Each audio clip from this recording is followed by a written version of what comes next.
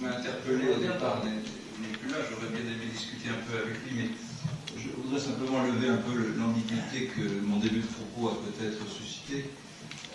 Il a ressenti un brin de condescendance de ma part à l'égard du peuple, c'était absolument pas mon intention, je ne faisais rien d'autre que restituer les propos de ce fameux Walter Lippmann, qui est l'auteur d'un ouvrage qui s'appelle le Futur fantôme, et qui considérait effectivement, mais ça c'est tout à fait conforme à la tradition dite néolibérale, qu'il y a les élites ont intérêt à soustraire au regard du peuple le contrôle de l'activité politique, dans la mesure où ces élites en question sont justement des élites néolibérales qui ont voulu instaurer un État fort pour qu'il y ait moins d'État, paradoxalement.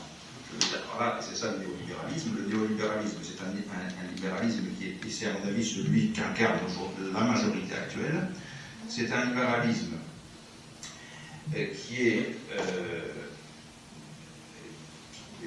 qui a une ambition qui est démesurée par rapport au libéralisme manchestérien, celui du XIXe siècle, qui consistait à dire qu'il faut laisser faire l'économie, etc. C'est un libéralisme qui a pour intention de transformer la nature humaine, c'est-à-dire de faire en sorte que les individus s'adaptent à la mondialisation. Autrement dit, il y a une dimension anthropologique dans le néolibéralisme. C'est-à-dire que ce néolibéralisme repose sur le présupposé que les masses sont inaptes à l'adaptation à la mondialisation. Et donc, il faut soustraire à leur regard l'activité publique, administrative et politique, et la confier aux experts. C'est exactement ce que je dénonce, moi. Et d'ailleurs, dans mon propos, je ne disais rien d'autre. Après mon préambule, je ne disais rien d'autre que le fait que le pouvoir macronien actuel incarne cette espèce de condescendance des experts par rapport à ces masses, ne pensent qu'à leurs intérêts particuliers, leurs intérêts subjectifs, et quant à soustraire l'activité politique au contrôle des citoyens. Et j'en viens justement à la réponse à la question que vous m'avez faite sur la notion de compétence. Effectivement, Emmanuel Sieyès, qui est le père fondateur du concept de représentation, considérait que le peuple n'est pas compétent pour prendre des décisions et prendre en charge le destin collectif, et que donc il fallait confier cela à des gens qui, eux, seraient supposés compétents. En réalité, la compétence à laquelle il faisait allusion, c'est pas une compétence au sens cognitif du terme, à savoir j'en connais plus que toi, donc moi je peux prendre des décisions, toi non. Non, c'est le temps libre. Et là, je reviens à la fameuse conférence de Benjamin Constant à l'Athénée Royal en 1819, dans laquelle il fait la distinction entre deux types de liberté, la liberté des anciens et la liberté des modernes. Et il disait que si l'on voulait revenir à la démocratie au sens antique du terme, c'est-à-dire celle que pratiquaient les Athéniens sur la Torah, il faudrait remettre en cause la liberté des modernes. Pourquoi? Parce que dans l'Athènes antique, en fait, on dit que c'était le prototype de la démocratie directe. En réalité, il n'y avait que 10% des Athéniens qui allaient sur la Torah. Et pourquoi on pratiquait la démocratie directe? Parce qu'on avait le temps. Et pourquoi on avait le temps? Parce qu'on avait les esclaves. Il y a eu plusieurs siècles, heureusement, et Dieu soit loué, qui ont créé ce qu'on appelle le libéralisme, pas le libéralisme économique, le libéralisme politique, c'est-à-dire l'émancipation de l'individu par rapport à toutes les oppressions dans lesquelles il était enchaîné. Et parmi celles-ci, il y a la liberté individuelle.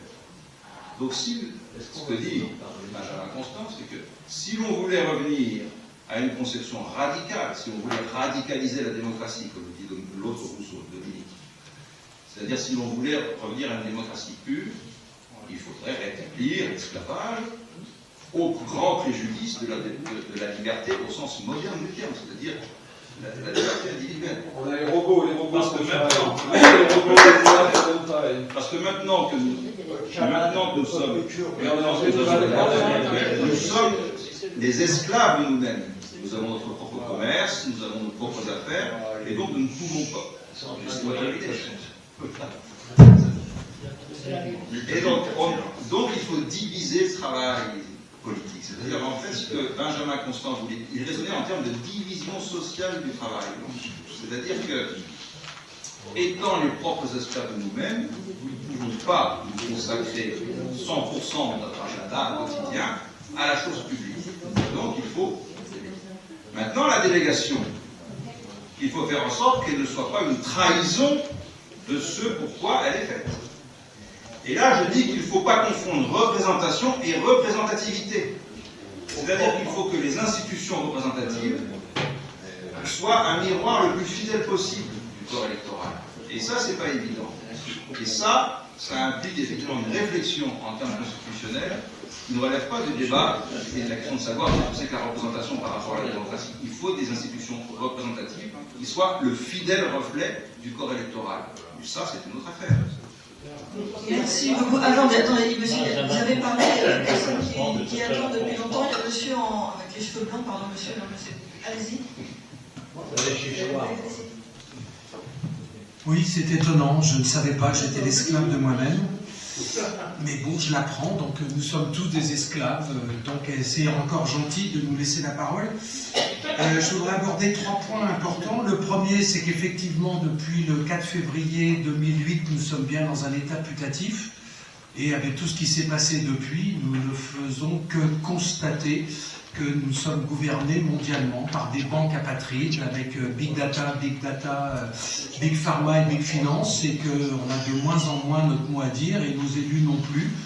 Donc, comme dirait l'autre, on fonce dans le mur, et qu'est-ce qu'on fait pour que ça s'arrête? Parce que un système mondialisé qui ne veut que des consommateurs, est-ce qu'on a le droit de ne pas être d'accord? Le problème de fond, il est là.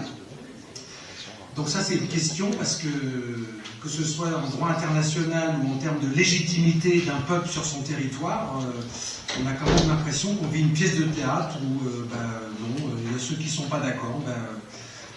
Continuez à ne pas être d'accord, mais le système continue à vous asservir. Le deuxième point qui n'est pas abordé, c'est êtes-vous au courant de ce qui s'est passé en Savoie le 27 octobre 2023, qui a déclaré son indépendance et sa souveraineté légitime et confirmée par écrit plusieurs fois par l'ONU. Donc on attend de voir comment la France va s'en sortir, on va dire, au mieux possible, depuis ces 76 ans d'occupation d'une manière totalement illégale en termes de droit international public. Et le troisième point, qui est le plus important de tous, quel que soit le sujet de l'effondrement de notre société, c'est que faisons-nous quand un enfant sur 5 est victime de viol ou tentative de viol, moyenne d'âge 10 ans, 20% de garçons, 80% de filles, donc 20% de la population. 4% seulement déposeront plainte. 80% de ces plaintes seront classées sans suite. Et dans celles qui ne seront pas classées sans suite, dans les 20% qui restent, seulement 0,3% aboutiront à une condamnation, donc 80% de peine avec sursis. 100% de séquelles du plus bénin au plus grave, 40% d'entre eux reproduiront une agressivité. La France est le 4e pays hébergeur de sites qui diffusent des vidéos pédocriminelles au monde. Qu'est-ce que nous faisons pour mettre fin à tout ça qui est juste inacceptable en termes d'humain? Pour conclure, juste une petite phrase de Pierre Teilhard de Chardin.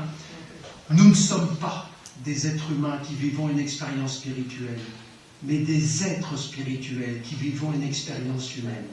Et le combat d'aujourd'hui, il est là, parce que l'être humain, quand il apprend à gérer ses 50 000 milliards de cellules, se met en lien avec l'univers en pleine conscience.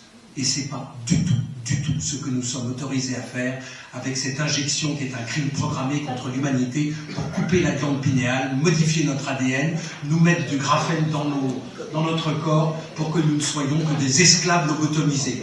La France attend que nos élus se réveillent, sinon on va se réveiller sans eux.